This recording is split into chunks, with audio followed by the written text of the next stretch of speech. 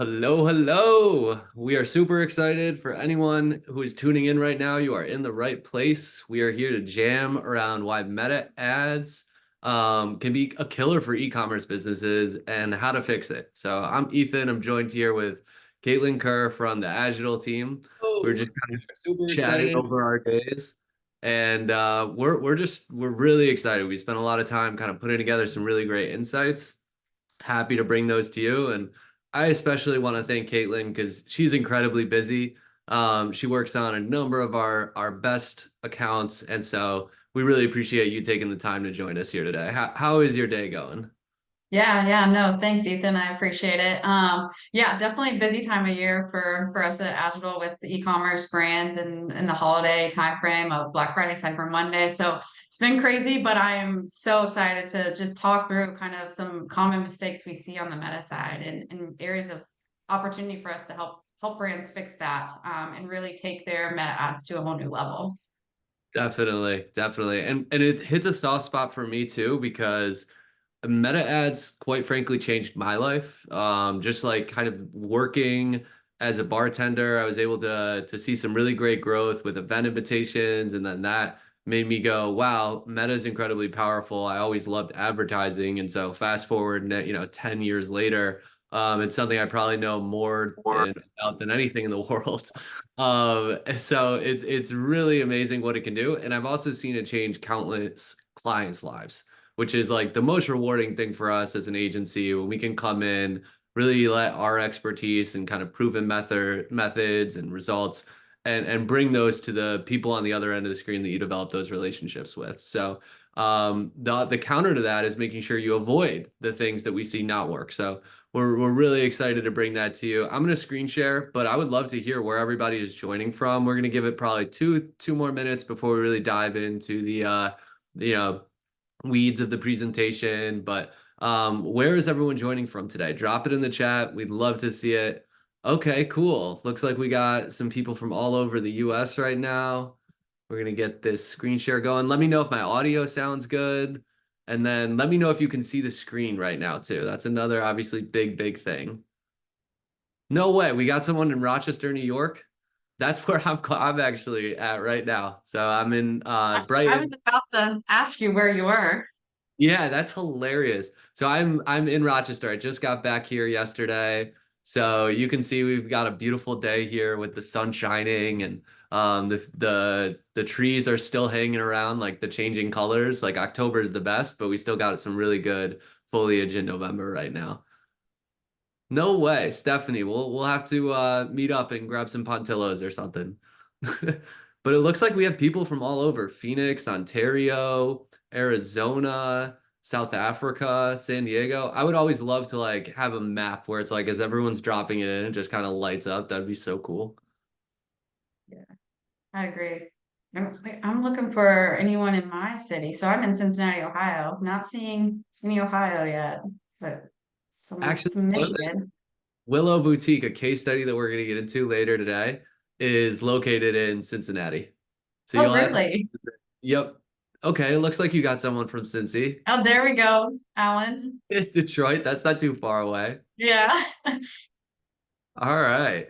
Well, I'll tell everyone a little bit about myself, and so you all know, who I am. And then I would love to, get into Caitlin's bio. So, I'm a managing partner here at Agile, social media, social commerce practice leader. I've really been in the space for 12 plus years. We work with a number of partners, Comments Sold, TikTok, and then we're actually a meta agency accelerator partner here at Agile too. And so we've generated a ton of revenue for clients using our kind of proven social commerce methodology. At the same time, like I said, I started off really as a college bartender. And I remember I had this moment standing behind the bar, looking out at all these people, this new place that had just opened. It had been open for around 2 weeks. When I started working there, it was crickets. And using event invitations on Meta, I was able to turn this to lines around the corner. And for me, that's when I had that aha moment of like, hey, the stuff that they're teaching me in school right now is going to be outdated in a few years. So I'm going to take it upon myself to really dig in. And that's when I really started focusing on meta ads. I was doing it for a number of different businesses for a few years. but found that e-commerce was just what I liked the most because of how easy it is to see your impact, right? When you're doing lead generation and or event invitations, like there's you can sort of connect the dots there, but there's salespeople, there's a lot more processes involved. With e-commerce, you can see the direct return, and so I just fell in love and continue to scale up my own personal knowledge from there, and started an agency and then joined the Agile team pretty shortly after that. After the agency EK Creative was now acquired by Agile, so.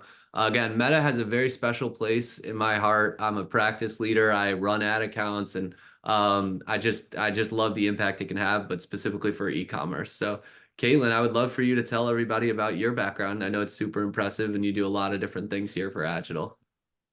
Yeah, yeah. So background's a little bit different than Ethan's.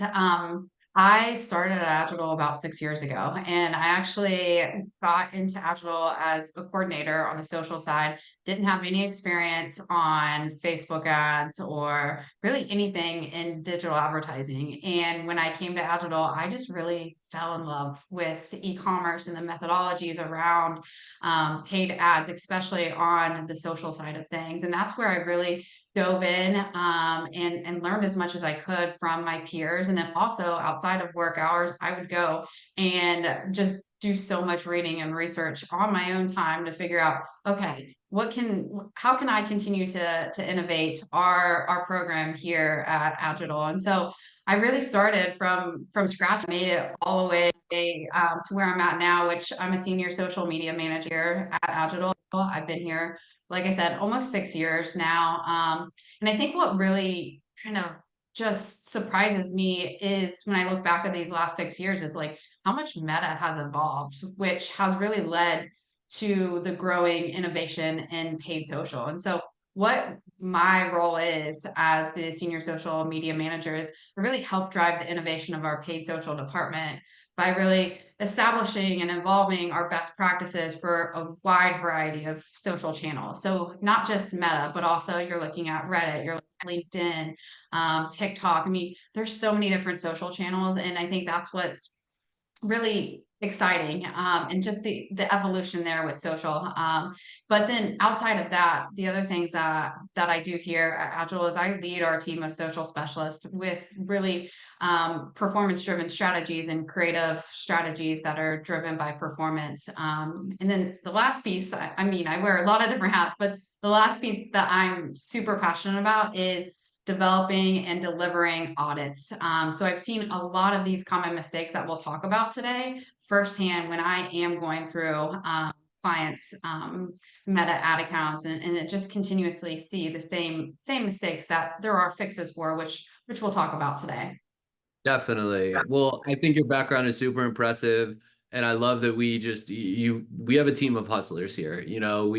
We kind of go above and beyond in our own personal, knowledge building to bring those insights to the team, but to also to our clients. And that's something that just super resonates with me because I'm the same way. And I know anytime that our team or anyone really across Agile has any questions around Meta, you're the first name that everyone brings up. So I think that just speaks to the knowledge that you have. And like you said, things have evolved a lot over the past 6 years. So if you're not in these ad accounts and you're not, it's really staying up to date on what they're promoting and what they're pushing, you're going to be left out and you're going to miss that boat or you're going to miss an opportunity. So when you do audits, you kind of uncover these things, and an audit that maybe we did 2, 3 years ago is very different than an audit we're doing now.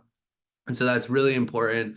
And also, whenever you work with an agency, like we want to make sure that we feel like we can provide insights. And so audits are a really amazing way for us to just look under the hood, see what you have going on, be able to give you some actionable tips, but then also show you our expertise. So obviously, at any point, if anyone's interested in an audit, definitely just let us know, and our team would be happy to jump in there and take a look. But today, we're hoping to give you some tools to be able to audit your own ad accounts, right? And so we're going to be focusing on sort of identifying a lot of these common mistakes that we've seen in audits recently, how you can fix them, providing you with exact solutions, right? So that you can really maximize that return on investment. Whether it's in your own, Meta accounts or you're looking for an agency to work with, We're just here to give you actionable solutions to drive better results day in and day out, especially this time of year, because it can really have an impact. And hopefully some of the things that we share here allow you to hit that next level and continue to grow. So we'll dive right into it then. So the risk for e-commerce businesses, right? When you have an e-commerce business, it is a game of chance, and you want to be able to control everything, within your own sort of power, right? So Caitlin, I would love for you to talk about some of the things like just within your industry expertise that you sort of see here. Like if you're starting an e-commerce business, or maybe it's been going for 6 months, or maybe it's been going for 6 years, what are some of the things you hear from clients around this?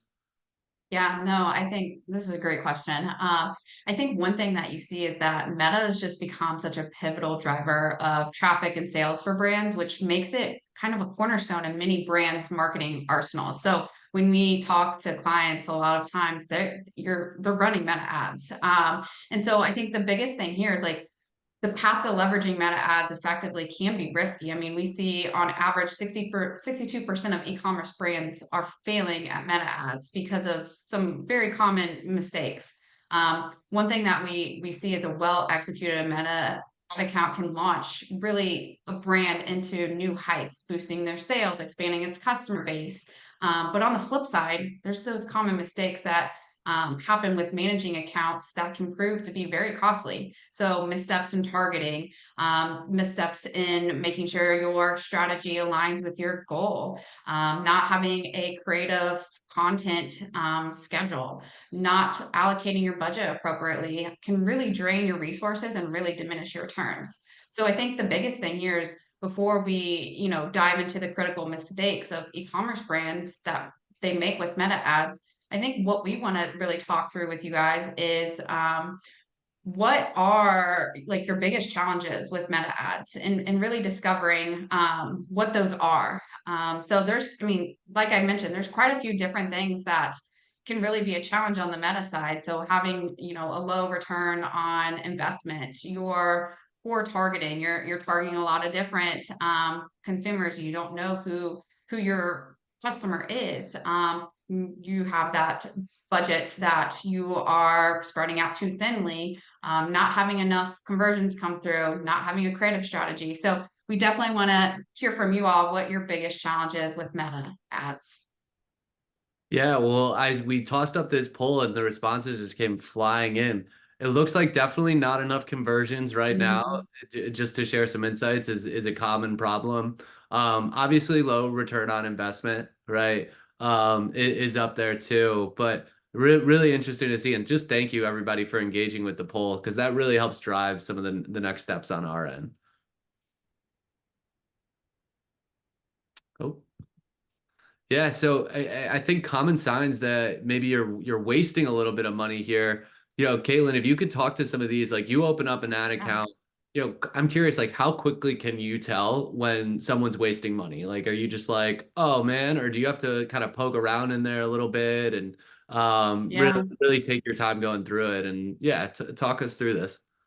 Yeah, that's another great question. And I think too, it's like right when you open up an ad account, I mean, I've seen so many ad accounts now that the moment I get into an ad account, I can visually see like, oh, yeah, there's issues happening. And so I think these are just like some common signs that you're wasting, your spin, but there's more beyond this. So we've outlined a few, and I think it goes back to, like I mentioned before, when I started out at Agile in 2018, meta ads were completely different than they are now. I know back in 2018, you were launching numerous campaigns with each campaign housing tons and tons of audiences. You had ads running, but creative wasn't holding as much weight as it does now. And I still see those common things happening in ad accounts even here now in 2024. So I think one of the biggest things is that being stuck in that 2018 meta account structure and not evolving as the platform evolves is a big mistake that I continuously see over and over with advertisers. I think the other thing is like you need to embrace the changes happening on social media. Social media is evolving all the time, and so should your strategy based on your platform and your goals.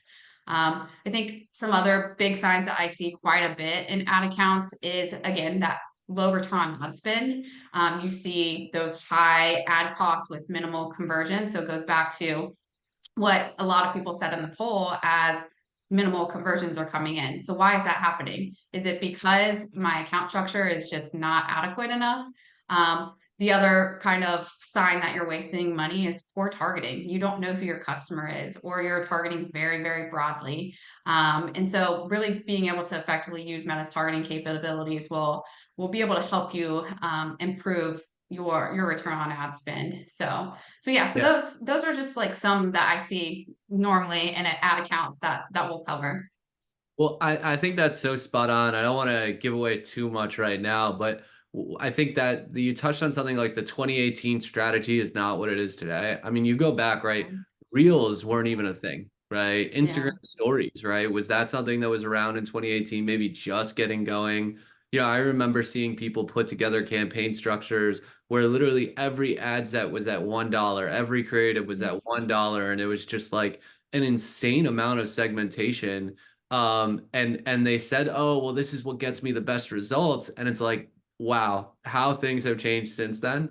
Mhm. And then even to this day with targeting, right? I think we can get into this a little bit later, but there was a client that we recently took on, and during the onboarding stage, we really dive into what the data is saying about their audience, and we asked them who they think their target audience was. And it was so different, the data that we were able to pull versus who they said on their onboarding form was their target audience. So, they're a bit more higher end in the personal care space. And they thought their audience was really these, kind of like more affluent people who had, a lot of money to spend, and specifically like, heads of the household with kids, right? But we found that it was actually a lot of single people who were spending money, and they weren't the ones who were interested. Like the highest correlation between target audiences wasn't like the higher end perfumes or the luxury brands. It was things like Barstool Sports. It was like the NFL. It was really, really interesting to see. And I think instead of us just going back to that client and saying, hey, no, we think it's someone else, we showed them data that said, hey, look who your audience and the people who are purchasing from you most are actually engaging with. So targeting is just such a big thing that I think it's always interesting to see what the data says, and then also who people think that their target audience is. But then I know Meta's evolved a lot too, and they can do a lot of the heavy lifting for you on this. So um, all right. Well, I think we want to get into some critical mistakes now that we've talked through some more of the level setting here, right? That businesses make with Meta, and how we can fix them. So, I will let you take the first one. So please, And Caitlin, I know you're super yeah. experienced with this, but lack of clear strategy seems like it's top of the list, and we've already touched on it. Yeah, this one is one I see so much, and which is kind of surprising to me because I always think, and I always have this question when I talk to clients is, what's your end goal? What are you trying to accomplish with meta ads? And I know sometimes they don't know what that is, and that's where you have that conversation with them and you talk through things to really determine that. And so I think the biggest thing too with it is that a lot of brands come and they're like, hey, I'm not seeing the return from my meta ads that I want. Well, what are you optimizing for with your campaigns? Are you optimizing for brand awareness when your goal is to drive, revenue? Then maybe that is, the reason why you're not seeing the efficiencies that you want to see. So I think the biggest thing here is like not having a clear strategy not only results in ineffective targeting, but you are also just wasting your spend on users who are not aligned with your goal. Yep. One example I have is here on the screen is a brand came to us and they wanted to understand why are our meta ads not getting above 100% return on ad spend? And I just had that conversation with them as to, okay, so what is your return on ad spend goal? Why do you have that goal? What are you looking to accomplish? Are we trying to drive, new customer acquisition? Are we really trying to drive customer lifetime value? What are your goals? And from there, we really were able to hone in on, how can we help you get to those goals? And so I think the biggest thing in why they saw such a low return on ad spend is because they didn't have a clear strategy in place. They didn't know exactly what they wanted to do on Meta. And so that is what led to optimizing for the wrong event or having creative that wasn't speaking to users directly. So having that clear strategy is going to help you be able to drive more efficient revenue. It's going to help you be able to drive that customer lifetime value. It's going to have so much positive impact on your ad account, but also your brand overall in general as well. Yeah, I almost imagine like running an ad account without clear goals, and it is kind of like driving a car and you're looking for maybe like a gas station, but you're just sort of driving around looking for it. Like you're just kind of like doing circles around the block. Oh, I'm gonna take a left here, I'm gonna take a right here, hoping that one day, you find a gas station versus going into Google, typing in gas station near me, hitting your directions and knowing, okay, I need to take a right here, I need to take a left here, right? And you're going to reach your destination. And even in that scenario, if you make a wrong turn, right, you're going to reroute to get back on track. And I think that's where the goals are so, so key. And we see this all the time too. And then ultimately, when you hit your goals, it becomes about scaling it up, right? So if you don't have that defined goal, then how do you know when it's time to scale is another question that I always am asking clients and the team too, if we don't have those clear goals. Yeah, right. No, I 100% agree with you. It's like, I think a lot of times advertisers think the more that you do in an account, the better you're going to see a performance, and it's not always true. So I think the solution here with a clear strategy is create a goal-oriented strategy. Really get into the nuts and bolts of what is my end goal? What are my, KPIs I want to measure? Really determine what that looks like for your brand. And I think here with this example I have is again, this is that same example from the last slide where we came in, we took over management of this account, and we had that conversation with the client to determine and set up these are the KPIs we are going to monitor.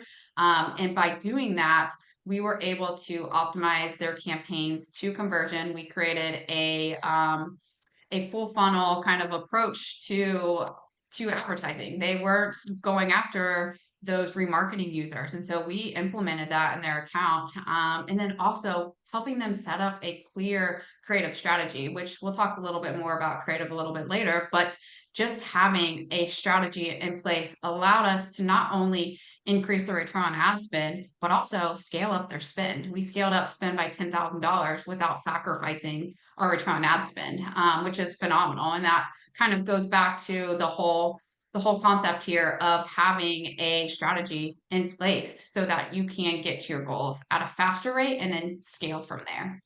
Yeah, I wonder, like, do you think the team would have been able to scale up? Because if you do this before and after, right, you're looking at Yeah. 6,000 or so in spend for a 0.76 return on ad spend. Six, and then you look at the after, right? 16K in Mhm. spend, 3.94. Do you think the client would have allowed you to scale up that amount of spend if you didn't have really clear goals with that client?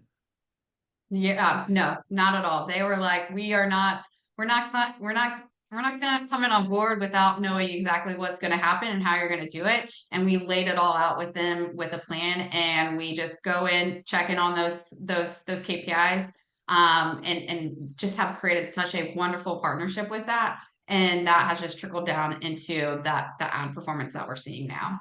Yeah, well, I mean, clearly the numbers don't lie. The performance on this has been amazing. At the same time, I think if you weren't hitting the goals, right, you at least have a place that you can work backwards from when you have these Yep. goals in the when everybody's on the same page with those, right? So if you're not getting the return on ad spend, right, that is the goal here, or the cost per acquisition, whatever it may be, you can literally break it down at each step, right? Are people seeing the ad? How much does it cost for 1,000 people to be shown this ad? How many of those people are clicking on the ad? When they click, right? What do they do when they get to the landing page or the website or the marketplace that you're pushing them through? Do they add it to cart, right? Do they get to this the last step where they're entering shipping information, right? And then ultimately do they purchase? And you can use those to break down and figure out exactly where your leaky bucket is, solve for that, and then watch that end goal, right, number go up. So not only is it great when you're hitting the goals because it gives you that ability to be able to scale up your goals, but when you're not hitting your goals, it also gives you something to work backwards from to be able to figure out why are we not hitting these goals and what do we need to change. And I know that's key in client conversations too. If you have a goal set, you want to be able to say, hey, this is why we're not hitting it. This is what we're going to do this next few days or this next week to make sure that we solve for that. And then we're going to monitor that goal ultimately and hopefully get to a place where we're scaling up again.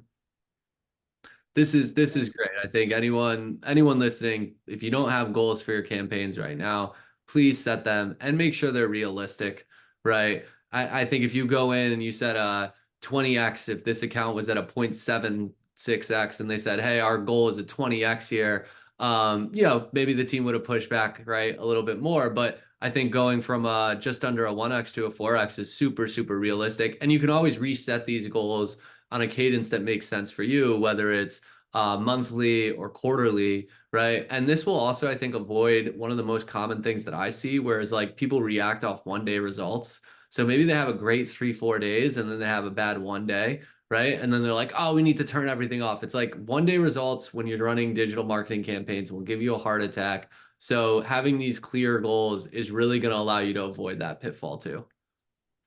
All right, let's get into mistake number two. So not targeting the right audience. We touched on this a little bit, but I would love for you to share, what you see maybe when you're auditing an account and you're starting to look inside the ad sets and look at the audience they're targeting, and you're just like, okay, this is clearly not the right way to set up, and there's some wasted ad spend here. Yeah. This one's so wild when I see it in accounts because it goes either one way or it goes totally different. So one way I see it is a lot of accounts will do very broad, like super broad. There's no targeting. It's letting Meta do it all. And then on the flip side, I see accounts that are super, super narrow targeting. Like they're not reaching a lot of users with how narrow they are with their targeting. There's not a happy medium. And so I think it all goes back to not understanding who your customer is, or it's kind of you think you know who your customer is and you're not diving into the data to really inform those decisions.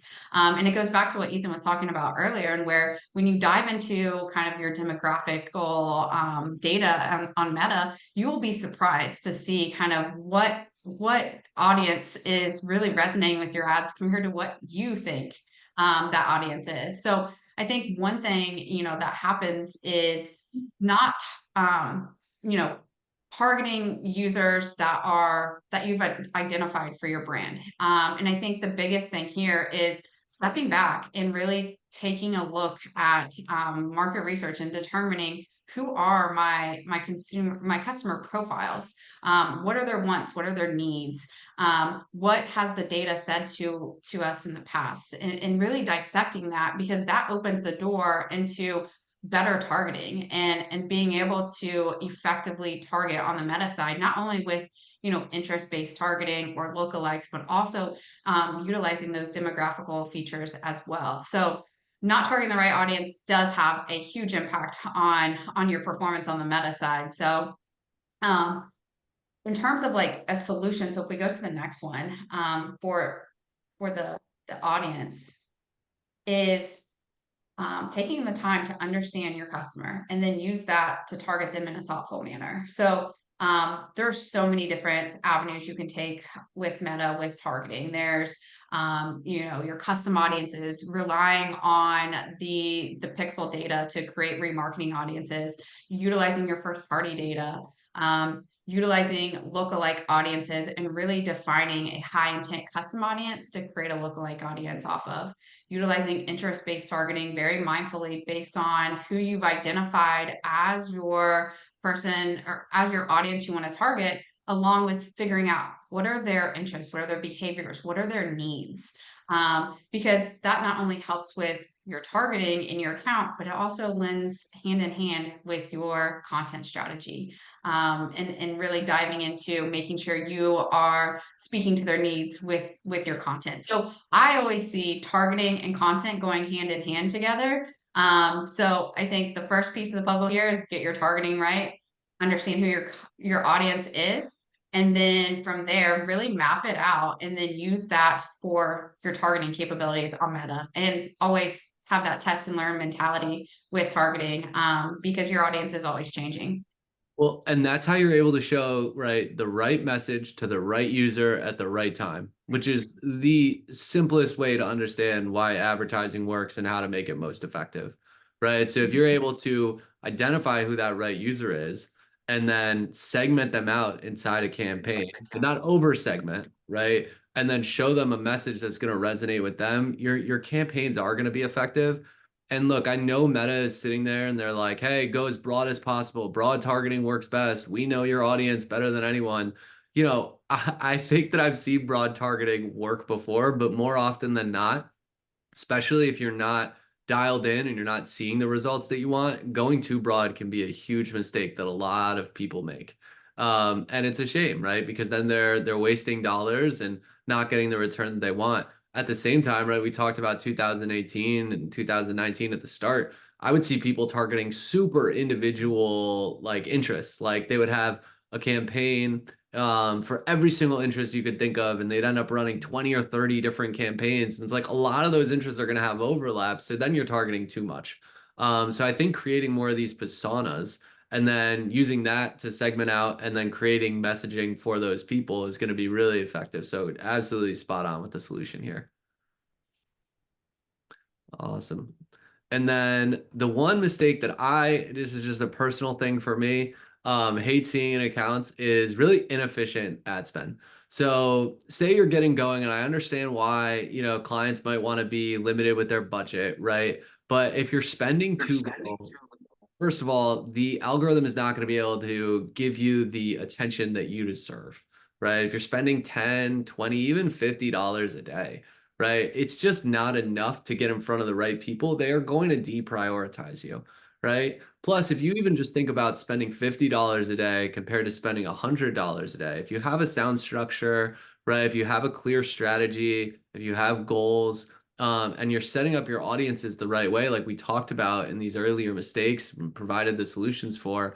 When you go to spend, you're going to be able to get data back twice as fast, even just by spending $100 a day versus 50. So this is going to allow you to make decisions at a quicker rate, right? And that ultimately, time is money. So if it takes you 3 months to find what works versus a month and a half, that's now a month and a half of returns that you're missing out on. It also limits how fast you can test creative. So, if you're spending $50 a day versus 100, each ad, say you're testing 5 ads, right? Each ad at $50 a day is now getting $10 in spend, right? In a perfect world. If you increase that to 100, now it's getting 20. So you're able to identify which creatives are working much faster than you would. And that's going to allow you to pump more money into the creatives that are working best for you and getting you the best return. And also, especially if you're spending under $50 a day, right? The results that you see are just not going to be like significant enough. They're not going to be statistically proven because your ad spend is so little. So this is something that, again, whenever I go in an account and I see them spending under $50 a day, one of the first things I say is, well, wow, this is going to take a while to get the data that you need here. Or whenever we're taking on a new account, we always sort of recommend, hey, we don't want to put you in a position where you're spending too much, but we also don't want to be too cautious here, especially if we feel really confident, again, on some of those things that we touched on. Like we have goal orientation, we have good audience segmentation strategy, and we feel confident in the creatives that we're going to be able to test really rapidly. So the solution for this is obviously increasing that ad spend, right? And when you increase that ad spend, you're going to be able to get that data back much quicker. You're going to make sure that you need to make sure that you have someone looking at this data daily, right? Now, that doesn't mean making decisions on the data every single day or every single hour, but it does mean that you have your finger on the pulse of what is happening, right? So as you increase ad spend, it becomes increasingly important to monitor these campaigns, but we still don't recommend going in and changing, right? Just based off 1 day results. It also is going to be able to get the pixel and the AI learning kit that Meta uses, right?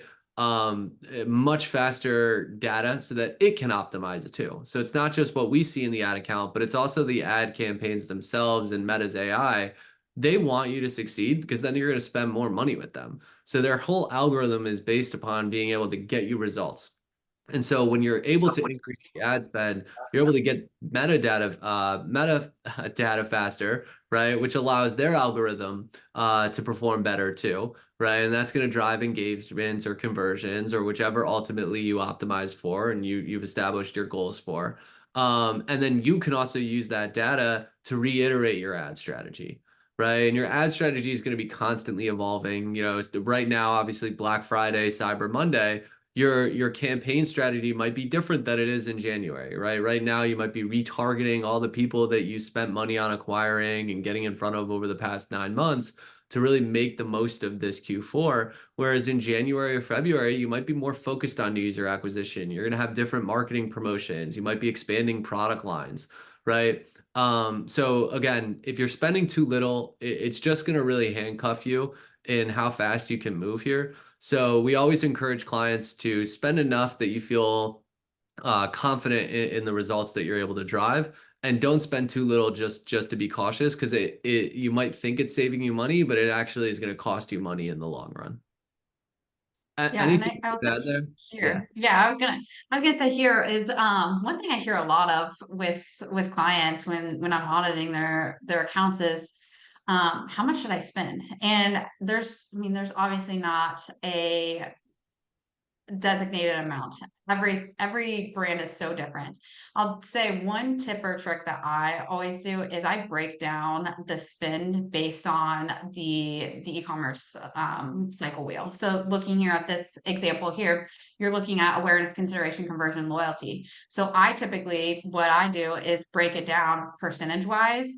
How much am I going to allocate towards awareness? How much am I going to allocate towards consideration? And then utilize my budget and break it down that way. And then you're always adjusting your budget based on data. So I think that's something too of like figuring out what makes the most sense in terms of your spend, and that fluctuates based on seasonality, based on the demand in the market and whatnot. So that's one thing that I just want to throw out that I get a lot of questions about is how much should I spend?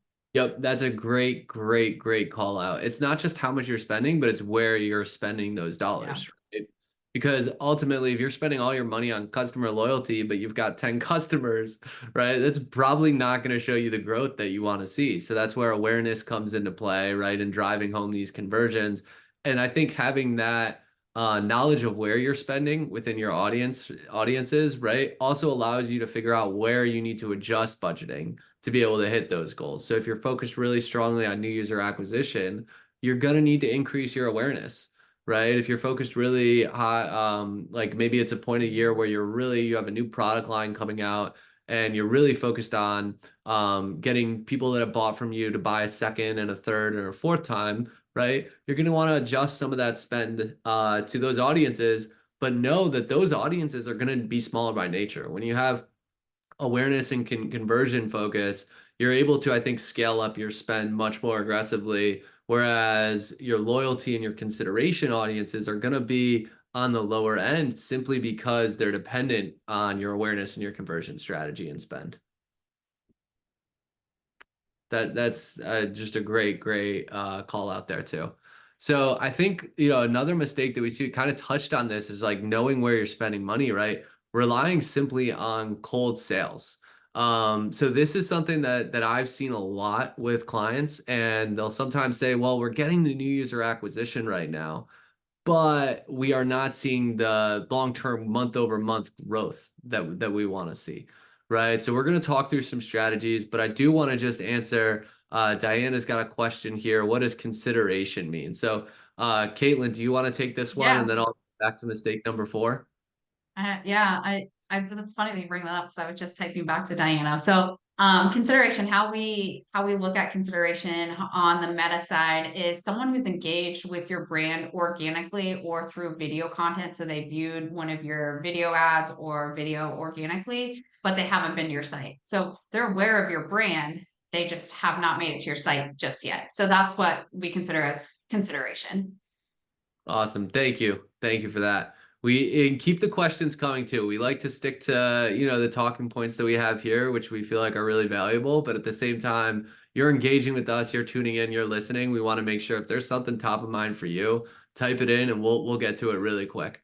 But back to mistake number 4, right? So relying too much on cold sales. So I think a good way to look at this is like how much is the price point of your item, right? And typically the higher the price point, the more impressions that you're going to need to ultimately see those conversions. So when you're just focused on people who have never, ever, ever heard of your brand and you're putting 99% of your budget on people that have not visited your website, not engaged with your Facebook page, that are totally net new, and you have an item that maybe costs 100, 200, $300, right? It's not an impulse buy. You need to have more impressions there. So I think you need to do more retargeting in that scenario. And if you're not retargeting, right, you're not able to show the most relevant message to the right user at the right time. So for me, if I'm thinking about a new pair of shoes, there's a few things that I'm going to look at there, right? I'm going to look at the style, and maybe that's the thing that ultimately catches my eye. And then I'm going to go start thinking about, well, is it comfortable? What are the reviews like? How fast does it get there? What's their return policy? I have all these questions in my head. And when your messaging and your audiences are just focused on new user acquisition, then you're not able to actually answer the questions of the person who's thinking about buying that item, right? But maybe needs that one or two things addressed. And this is where retargeting and dynamic ads really come into play. So, think about it in that scenario. I saw an ad for a shoe that I just thought looked cool. So it caught my eye, right? The cold audience ad did its job. The awareness ad did its job. I clicked back. I went to the website, but I got distracted, right? I have a 6-month-year-old at home. He started crying. My wife comes in and she's like, "Hey, I need you to take the baby." I put my phone down, right? I don't think about it. But then 2 days later, right, I'm reading some article or I'm looking, catching up on a friend in Instagram or whatever, and I see that shoe. And I'm like, oh, yes, I wanted to buy that. I want to go for a run later and my shoes are too worn down, right? So I'm like back in that mode. But then I already know that I like that style. Now I need different messaging to get me to actually buy it, right? Like if I saw something in that scenario that was like, hey, free shipping, or this item arrives in 2 days, or 5,000 positive reviews from this brand, I'm going to be like, wow, this social proof, this is sort of answering my questions. It's going to get here before my next big race, and I'm going to go ahead and buy. And if I saw the same ad that I had seen previously, right, that was more really geared towards more of a cold user, it's not going to hit where I'm at in that point of the funnel. And it's not going to ultimately get me to buy. So if that ad was just like the exact same, like, hey, new line from whoever it is, right? Check it out. That's a lot different to me than if I see the item that I already clicked on, that I already know I'm interested in, and I saw talking points about why I should buy that item right then and there. And Meta makes it really easy to do this through dynamic and retargeting ads. So you can actually show the product that they viewed to the person who's clicked as part of these campaigns. They also know through some of these dynamic ads when you're searching for certain items. So I think we've all been on Instagram and Facebook, and maybe we're looking at a protein brand, right? And then the next 6 ads that you get are from protein brands, right? It's like Meta picks up on this, and when you're running these dynamic ad campaigns, that's really how they get in front of these right users. So we have a question from Sean here. What type of ads are the most effective for Google, product search, or Performance Max? Should I use portfolio bidding strategy? So I think this is one that's definitely geared towards more of our search experts. I know you and I are both very social focused right now, but I tend to lean towards a combination. You're going to want to control brand search. Obviously, Performance Max is super effective as well and allows you to get in front of, I think, more people than just those searching. So it's really a combination. I think probably comes down to more budget breakdowns, like some of the things that we talked about with Meta. So Sean, I hope that helps. And we are going to get into mistake number 5 over here. So this is lack of testing and lack of optimization, right? So if something isn't working and you're not changing it up and you don't have really smart tests here that you want to put forward that you're going to measure and then reiterate based off of that, you're pretty much just going to repeat the same cycle that's already not working for you, right? So this is definitely something that drives me nuts is like when I see an audit and the client has spent X amount of dollars on literally the same creative that's just not working. I mean, it kind of makes you want to pull your hair out a little bit, right? Oh yeah, yeah. No, and yeah, that's I see that all the time and I'm just like, "Oh my goodness." And too, like it goes back to the whole concept of like social's always changing and evolving and your consumer is always changing in their wants and needs. So should your creative and too, like leaning into the what's trending creative wise too. So yeah, completely agree with you on that. Yeah, definitely. And I think when I see this too, it's like you said, it's so dependent on the time of year, the brand, right? The messaging. I think about we work with a lot of like fashion and apparel boutiques. And the messaging for right now is very different than the messaging that we're going to show in March. It's all about like spring, even the color schemes, right, are going to be so, so different. So if you're not testing new creatives constantly, you're just going to miss out. And I think the other solution is this is you don't want to overchange. You don't want to go in, you're not getting the results, and you just change everything right overnight. And then you let it run. Because what ultimately that's going to do is it's going to make it too confusing to know which of those changes actually led to the better results. So you want to change one element at a time. You want to monitor this performance daily, right? Again, you're not adjusting things daily, but you're monitoring the performance. And you want to adjust the campaigns regularly and take notes as you do this. And then when you start to see something working, optimize around that, right? So maybe you test a new ad creative that's maybe a short form video that has different messaging, right, than you've done before, and that starts to work. What we'd recommend there is then reiterating on that creative and that messaging and creating more variations of that and continuing to test that because ultimately Meta does want new creatives pretty frequently. And when you're able to find a message that works and you're able to build out creatives around that similar message, you're going to have more ammunition to be able to bring to your ad account, which is going to allow you to spend more and more and more. And so this is really key. Don't go change everything at once. Change a few or one element at a time. Make sure you're monitoring this performance regularly and you're adjusting so you can really figure out how things are trending for you. And then when you find something that's really moving the needle in your results, optimize around that, right? And that's really going to be, I think, key to solving the issue that we were talking about before, where it's just kind of either too little change going on or potentially even too much change going on at once. So I want to keep it moving. I know we're getting a little short with time here. And we got some really great case studies to show you too, and we want to make sure we get to the rest of these polls. So mistake number 6 here, I think, is just content quality of the ads, right? Bad content, you're going to get higher costs from Meta, you're going to get less reach. Ultimately, you're going to get punished by the AI. It knows what's really good and what's not. And so it's going to, I've seen this even shut off like ad accounts and just stop spending because Meta wants to keep people happy on the platform. So they spend more time there. So if your content isn't hitting the mark, which the numbers will tell you if people aren't clicking on it or they're not engaging with it, right? Ultimately, you are wasting money on that content. So typically we look for click-through rates that are above 1%. I like to see cost per clicks that are less than $1. And that's when those are really, really good indicators of if your content's working, right? And so the solution here is to just prioritize quality, right? So you see here, we're doing a few different things with this client, Willow Boutique. We're showing some different images. We found that this works really well. Short form video works extremely well for us. The content is refreshed regularly. It aligns with their brand voice and values. We know this because it's proven for us. So we have a ton of messaging that we can go in and pull from and A/B test if we need to. We always want to test new things, but when things are working, we really want to double down on those. And the copy is clear, the visuals are clear. There's a strong call to action here, right? Grab yours while they're still here, create a little bit of urgency there. And you'll see this has definitely been proven results for us. And then the other mistake that we see quite frequently is just sending people to the wrong place, right? So say someone sees an ad for an item that they want, but then you send them to, the homepage and then they're searching and trying to find that item, but they can't, right? And the ad itself did a really good job. It got someone back to the website, right? But it just took them to a portion of the website that was just confusing, and then they get lost in it.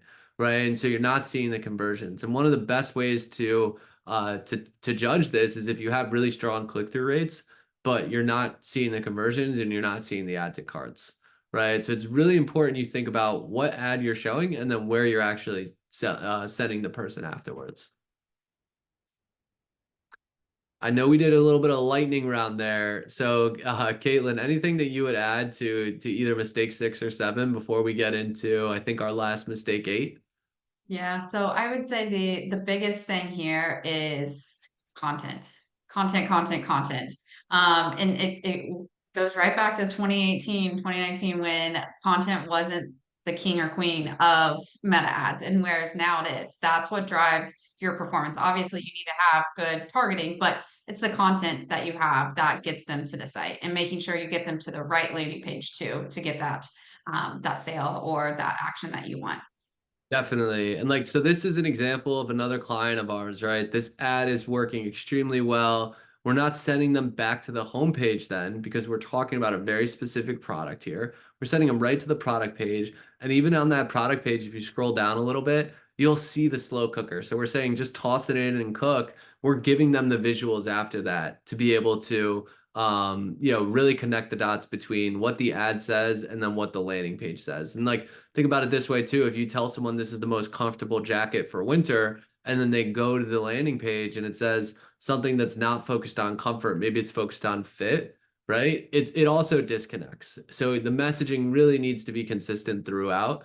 And Jill, I think if I was starting off just a new Shopify store with no customers yet, this is the number one thing that I'd be focusing on is like, what is the messaging that I want to put forward? What's the problem that I'm solving for the user on the other end of the screen, right? If it's a jacket, yeah, you're keeping them warm, but it's also comfort, right? It's style, it's all these different things, honing in on that and then creating content that's really driven towards that messaging and then making sure it's all this fluid throughout. So the landing page is really honing in on that as well.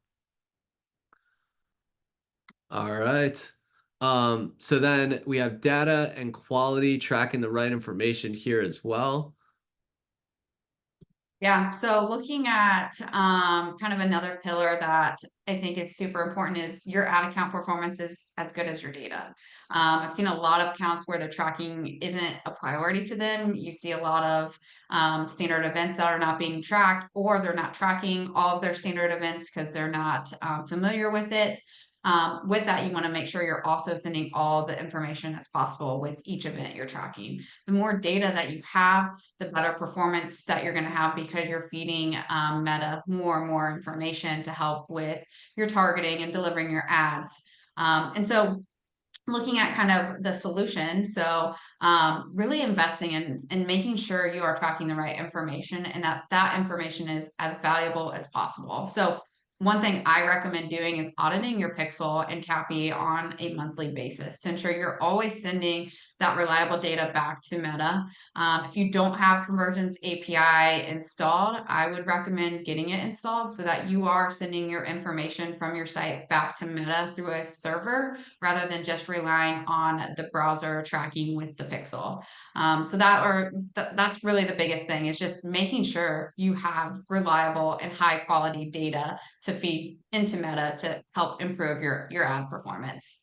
Yeah, this is a huge change too. If you go back to some of the things that they did around iOS and Apple really putting a hammer down on what is tracked in the browser, right? You really want to be able to get that first party data back. And that's ultimately going to allow you to make the best decisions because if your data is flawed, your decision making process is going to be flawed too. That's a huge call out. So, I think we talked about the solution here, right? Setting up your tracking, making sure those metrics are really trustworthy. And if you have any questions on this, definitely don't hesitate to reach out to our team. This is also something that we're happy to look at in any audits. And something I'm sure if you're within, spending time in your ad account or talking to a meta rep or something, that involved in the industry, you're definitely aware of some of this stuff. And if you're newer and you're just getting going, we'd be happy to help you make sure that this is all set up the right way. So when you do start spending, the data that you're getting back is really trustworthy and effective. So I think just for sake of time, we're gonna kind of skip this poll and keep it moving and go right into some of the case studies that we have for you. But definitely keep the questions coming. We love seeing those in the chat. So would love to hear though about what we were able to do for Villeroy and Bach on Meta. These numbers are pretty amazing. Yeah, yeah, this one I'm super excited about. So Vilroy and Bach have been a client of ours for a while now, with Google Ads, and they just came on for Meta just a few months ago. They're a company that is really innovative in a stylish brand that has a large emphasis on tabletop products, so dinnerware, drinkware, and flatware, a little bit higher priced as well. They came to us in October to help improve their ROAS with their Meta ads. And so one of the biggest things I asked them is, what are you looking for? And they were like, well, we want to be profitable. We want to drive revenue, which yes, of course, everyone does. But really, like what are your goals? Let's work through this. And so we define those goals, those KPIs. And one thing that when I looked through their account, that really was astonishing is the matter of them leveraging very, very broad audiences in their targeting and not putting enough spend towards those audiences, which then impacts your delivery and you're just continuing to sit in the learning phase. That was one big mistake that I saw. The other thing is their end goal is driving a 300% return on ad spend. And when I was looking through their optimizations of their campaigns, they were optimizing their campaigns for brand awareness. They were trying to increase brand awareness, thinking that that will help with new customer acquisition, when in reality, that was not helping drive direct revenue. So what we did was we went in and we optimized their campaigns to be conversion focused. We launched segmented audiences based on their customer personas that they already had laid out. And with just doing those little optimizations, we saw significant growth with this client. So a 6,000% increase in new customer acquisition revenue, a 74% decrease in cost per acquisition because of optimizing their targeting. And then lastly, a 322% increase in return on ad spend, which we were over their goal return on ad spend, which obviously is a huge positive there. So if we go on to the next slide, you can see that, I mean, performance jumped enormously from September to October. You can see in the yellow bar in October is where we increased their revenue. And that's where we restructured their account to align with their goals and their customers. And with that, we're already seeing, continued growth already at the start of November with the optimizations we've made within the account. So overall, just making those common mistakes and making those fixes has helped performance tremendously for this client. And they are willing to continue to scale their spend because of the return on ad spend that we're seeing with their account. Yeah, it's amazing to see a real life example of those pitfalls that we've kind of gone through, and then how when you solve for those so quickly, you can see the results really change. I mean, that revenue is incredible. It tells such a great story. And then the spend, being able to scale that up too, because you're hitting those client goals. I mean, this is just you maybe closer to you think than hitting these revenue goals if you're able to go in and correct some of these common pitfalls that we see. Absolutely. So we do want to ask, because we know we're getting close to the end, who, if anyone, would like an e-commerce audit? We will go through your marketing channels, including Meta. We'll help to identify some of these big bottlenecks that you might be seeing and really drive these results like we did for Villeroy and Bach here, where we're able to go in, kind of identify what common pitfalls are potentially being missed out on, suggest some changes that you can then take back and implement yourself. So please let us know. We're happy to do it, and it'll be really fun for us. I mean, it's always great when you see some clear opportunities to be able to see night and day differences like right here, and also like with Willow Boutique. So this was actually a client that came to us and was spending a little bit on ads, but was really doing around 10K a month or so or less, and started opening up the ad account because I was like, hey, whenever your sales are a little low, I want to be able to see what's going on in here, and sort of identified, hey, there's no audience segmentation here, right? The content strategy, there's no clear goals when talking with the client.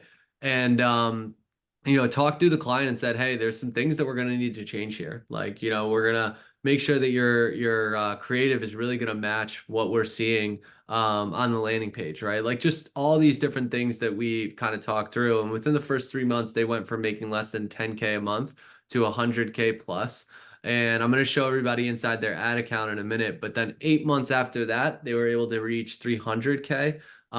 Their historical return on ad spend with us has been 5.74, and that includes 3.97x from cold audience campaigns, right? Which is really, really incredible to do. And just so you know, like the numbers here, they've spent a total of 1.132 million and generated 6.199 million in their lifetime campaigns with us, which I'll show you. So it's pretty eye-popping to see these numbers. Right. And so this is what happens when you really have a clear-cut strategy inside of an ad account. You can see by the numbers here, we're doing some great audience segmentation, right? Focused on first-time purchasers. We have a specific campaign for some of their hero products, which include these flares, but we're also doing a nice amount of retargeting in here in their warmer audiences. And then we're even doing some stuff where we're driving emails, right? So we're doing an email campaign to make sure that all those people that are buying on their meta ads are then making it over to their Klaviyo and their email so that they don't have to spend to retarget those users in the future. And so these numbers really are impressive. You can see in here the total spent that I was referring to, and then the purchase conversion value. So again, if you want us to go inside these campaigns and do an audit for you, we would love to be able to help. Identify just where maybe you're spending too much, where you're spending too low. What's the best way to approach the testing if potentially you have too small of a budget? And how do you know if you're targeting the right audience or not, right? So I definitely would ask anyone right now if any of those are resonating with you, let us know.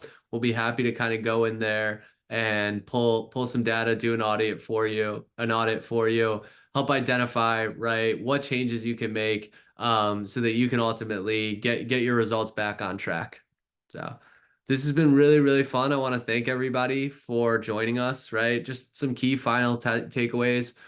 Make sure you have that goal-driven strategy. Make sure you're targeting these audiences with intent, right? Showing that right message to the right user at the right time. You're optimizing your ad spend. You're testing and sort of refining that approach, right? Not making changes every single day, but really sticking true to what you think and then monitoring as you go and refining.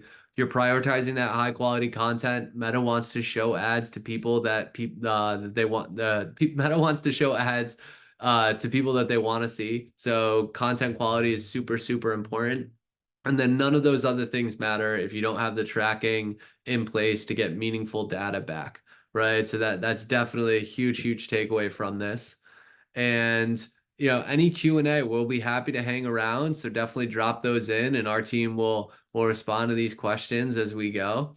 So definitely let us know. We already went through this audit, and yeah, I think we want to thank everybody for joining. We hope you got a ton of value here today with us. And Caitlin, I want to especially thank you because I know you're busy inside running a lot of different campaigns. And so we really thank you for just, sharing those insights with everybody.